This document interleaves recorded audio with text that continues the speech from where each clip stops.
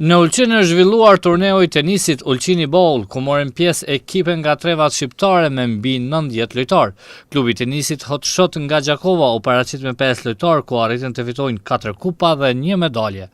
Trajneri i klubit Art Baruti tha se Kaun Baruti dhe Olea Gjoka u shpallën kampion në kategoritë e tyre dhe Joni Hima dhe Diora Gjoka nën kampion. Klubi Hot Shot u paraqit me 5 lojtar dhe u kthye me 4 kupa e 1 medalje.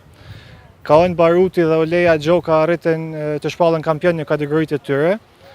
Joni Hima dhe Diora Gjoka u shpallën nën kampion duke u ndalë në finale nga lojtari malazez, si dhe Ajan Rudi arriti vendin e tretë. Trajneri Baruti tha se ky është një kompeticion i veçantë mes një konkurrence të fortë.